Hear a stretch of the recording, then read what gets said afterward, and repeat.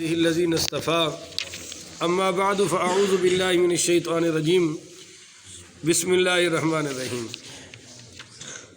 آپ آج کی حدیث سننے سے پہلے ایک مزیدار بات سمجھیں کہ یہ حضرت ام درداء رضی اللہ تعالی عنہا صحابیہ ہیں، اپنے خامد ابو درداء سے حدیث بیان کر رہی ہیں، اور ذرا نوٹ کیجئے گا کہ اپنے خامد کا ذکر کن الفاظ میں کر رہی ہیں۔ وہ بتانا یہ چاہ رہی ہیں کہ یہ حدیث میں نے اپنے خامد ابو درداء سے سنی ہے، مگر خامد کے لیے لفظ کون سا استعمال کیا ہے ذرا اس کو سنیے گا۔ ان ام الدرداء رضی اللہ تعالی عنہا قالت حدثنی سیدی، کہ یہ حدیث میرے خامد میرے سردار نے بیان کی ہے۔ سیدی میرا خامد میرا سردار ہے، اپن آخنا تو نہیں پر چلو بول کے مزہ تو لے لو۔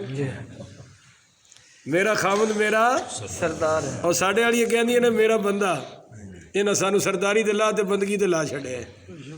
اور صحابیہ دا ادب دیکھو کہ وہ اپنے خامد دے بارے چ کی کہہ رہی ہے کہ قالت حدثنی سیدی، یہ حدیث میرے سید میرے خامد میرے سردار نے بیان کی ہے کہ انہ سمع رسول اللہ صلی اللہ علیہ وسلم، کہ وہ کہتے ہیں کہ میں نے حضور پاک صلی اللہ علیہ وسلم سے سنا کہ یقول اذا دعا الرجل اخیہ بظہر الغیب، کہ جب کوئی شخص اپنے بھائی کی غیر موجودگی میں اس کے لیے دعا کرتا ہے تو قالت الملائکۃ ولک بمثل، تو جو ہم اپنے مسلمان بھائی کے لیے مانگتے ہیں فرشتہ وہ ہمارے لیے مانگتا ہے۔ مثلا ہم نے کہا کہ یا اللہ فلاں ہمارا مسلمان بھائی بیمار ہے، اس کو شفا عطا فرما دے، تو اس میں ہم اس کا بھلا نہیں کر رہے، اپنا بھلا کر رہے ہیں کہ فرشتہ کہتا ہے یا اللہ اس کو بھی عطا فرما دے۔ ہم نے کہا فلاں کی بچی کا رشتہ اچھی جگہ کرا دے تو انشاءاللہ فرشتہ ہماری بچیوں کے لیے دعا کرے گا۔ ہم نے کہا اللہ فلاں کا بیٹا بے روزگار ہے، اس کو اچھا روزگار عطا کر دے، تو یہی دعا فرشتہ ہمارے لیے کرتا ہے۔ تو اللہ تعالی ہمیں بھائی سب کے لیے دعا مانگنے کی توفیق عطا فرمائے۔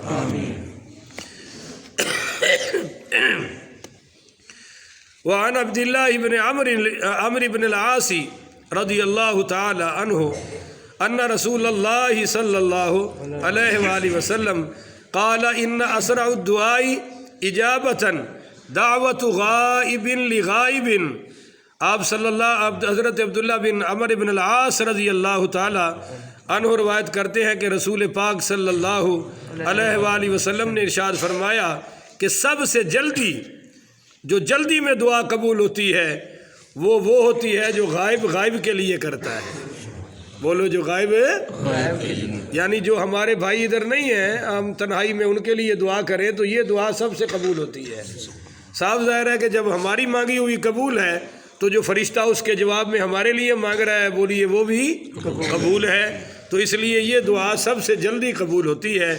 کسی کو اولاد کی ضرورت ہو آپ اس کے لیے دعا مانگیں، اور بالخصوص مجھ نکارہ کے لیے آپ سے اپیل ہے کہ زیادہ سے زیادہ دعا کریں کہ اللہ والناس تک ہمیں یہ سفر کرنے کی توفیق عطا فرمائے، اس کے درمیان تک اللہ تعالیٰ شیطان و مردود اور نفس کی ہر شرارت سے محفوظ فرمائے۔ بس سب کا ہونا آمین ہے۔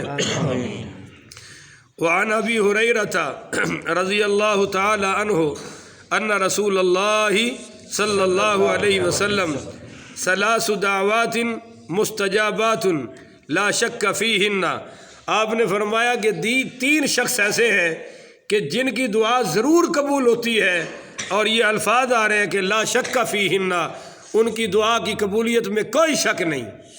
بولیے ان کی دعا کی قبولیت میں کوئی شک ہے نہیں۔ اب وہ تین شخص سنیے جناب۔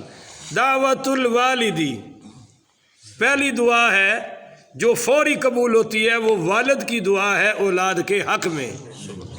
بولیے بھائی والد کی دعا ہے ایک ہے دعا کرنا کہ میں اپنی اولاد کے لیے اپنے دل سے مجبور ہو کے کر لوں کہ آخر میرے بیٹے ہیں میری بیٹیاں ہیں میں نے دعا کرنی ہے، اور ایک دعا ہے کہ بیٹے بیٹیاں خدمت اتنی کریں کہ خود بخود دل سے دعا نکلے۔ یہ بڑا مقام ہے اور یہ اصل مقام ہے کہ بیٹا باپ کی اتنی خدمت کرے کہ خود بخود دعائیں نکل جائیں۔ حضرت علی پاک رضی اللہ تعالی چونکہ آپ سے میں کہتا ہی نہیں, آپ صرف رضی اللہ تعالیٰ عنہ کر دیتے ہیں, پورا تو پڑھتے نہیں. جہاں میں جتھے میں ہونا تسی نال رل جاندے ہو, حالانکہ تمہیں پورا جملہ پڑھنا چاہیے رضی اللہ تعالیٰ عنہ. اب دیکھو صرف عنہ پڑھے. تو بھائی شروع سے پڑھے رضی اللہ تعالیٰ عنہ, اس لیے میں اور کہنا ہی چھڑ دیتا کہ تسی میرے والے جیسا پا لیندے ہو تے اپنا نام اپنا کام نہیں کرتے, اپنی کمائی تسی کوئی نہیں کرتے, پر میرے نال رل جاندے ہو, یہ بھی تہاڈی مہربانی ہے.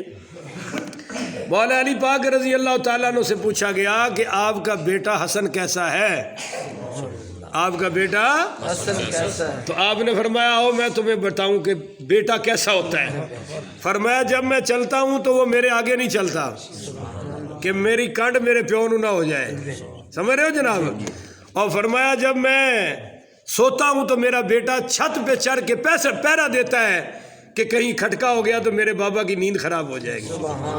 اور فرمایا جب میں کھانے لگتا ہوں میرے ساتھ وہ کھانے پہ بیٹھتا ہے تو وہ پہلے لقمہ نہیں توڑتا کہ پہلے کھانے کا آغاز میرا ابا کرے گا پھر میں کھانا کھاؤں گا.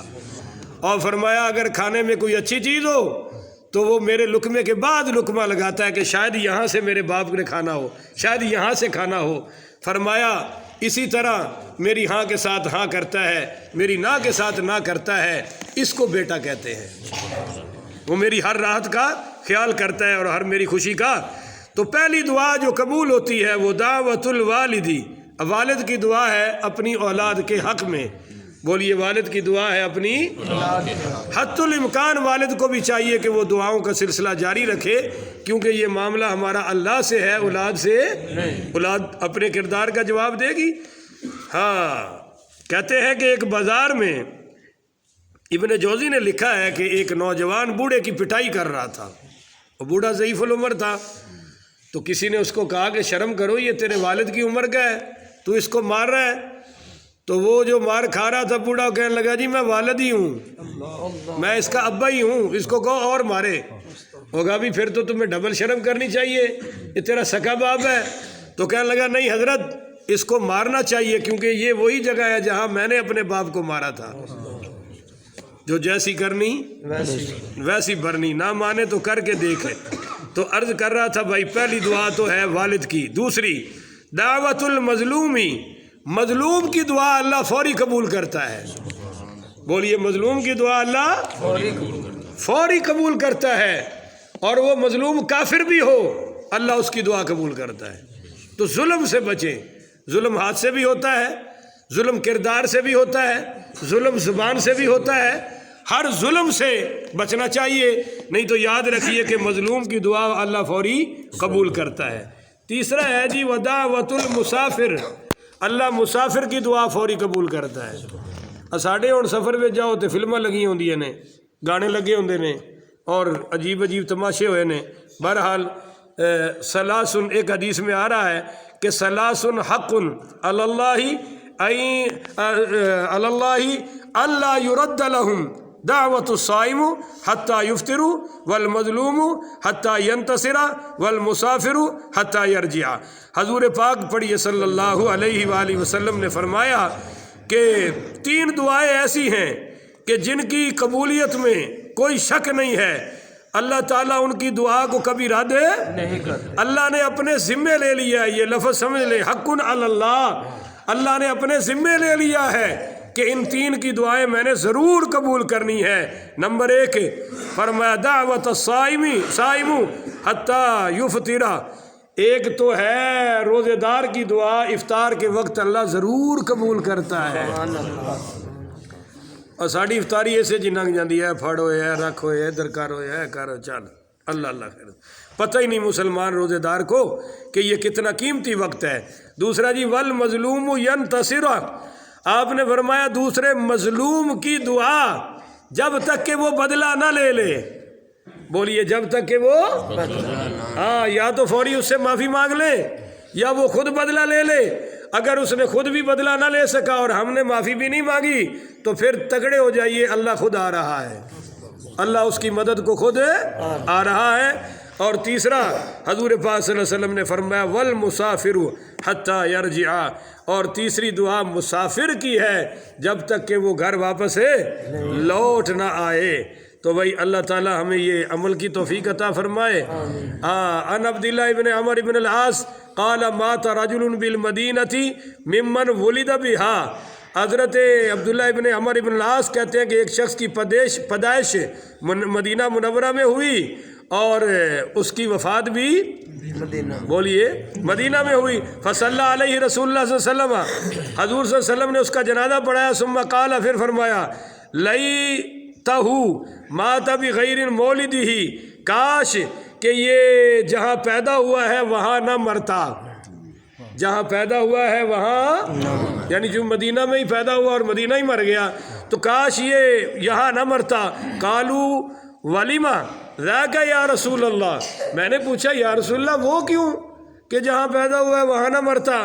تو سنیے آپ صلی اللہ علیہ وسلم ان الرجل اذا مات بغیر مولدہ, فرمایا کہ جو شخص پردیس میں مرتا ہے, جو شخص پردیس مرتا ہے فی سبعین مولدہ الی منقطع اثرہ فی الجنت, تو اللہ تعالیٰ اس کے وطن سے لے کر جہاں وہ مرا ہے وہاں تک کی جگہ تک اللہ اس کو جنت میں محل عطا فرما دیتا ہے.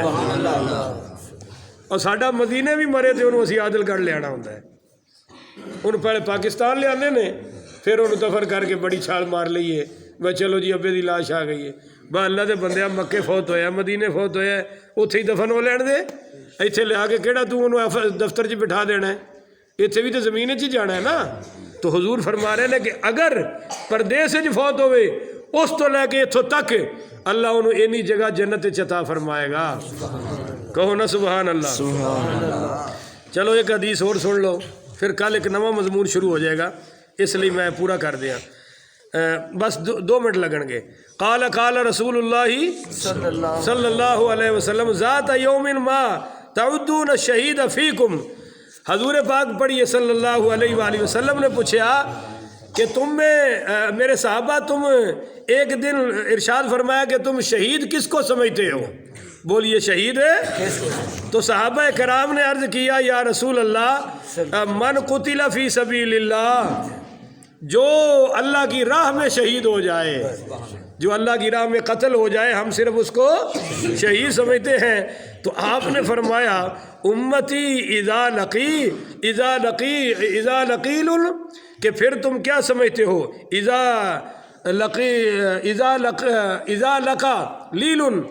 لقا لیل, کیا تم سمجھتے ہو کہ میری امت میں شہید کم ہے؟ من قتل فی سبیل اللہ, صرف وہی جو اللہ کی راہ میں قتل ہوں گے, فہو شہید, بس وہی شہید ہوں گے. آپ نے فرمایا نہیں, آؤ میں تمہیں بتاتا ہوں میری امت میں کون کون شہید ہوگا. صاحب ظاہر ہے اعلیٰ تو وہی ہوگا جو اللہ کی راہ میں قتل ہوگا, بولیے جو اللہ کی راہ میں قتل. والمتردی نمبر 1, آپ نے فرمایا جو اوپر سے گر کر مر جائے میری امت میں وہ بھی شہید ہے. ربو ڈگ پوے یا چھال مارے, اب ایک خیال رکھے جی. دوسرا جی آپ نے فرمایا ون نفساء شہید, آپ نے فرمایا جو عورت ولادت کے وقت فوت ہو جائے بچے کو پیدائش دیتے ہوئے وہ بھی شہید ہے. والغارق شہید, اور جو پانی میں ڈوب کر مر جائے وہ شہید. اور آگے آپ صلی اللہ علیہ وسلم نے فرمایا وَالسُّلُّ شہید, جو دل کی بیماری میں فوت ہو جائے وہ بھی شہید ہے. والحریق شہید, اور آپ صلی اللہ علیہ شہید, آپ نے فرمایا جو آگ میں جل کر فوت ہو جائے وہ بھی شہید ہے. والغریب شہید, جو اپنے وطن سے بے وطن پردیس میں مر جائے وہ بھی شہید ہے. بولیے بھی وہ بھی شہید ہے. اللہ تعالی ہمیں سمجھنے کی توفیق عطا فرمائے جی. آخر وداع.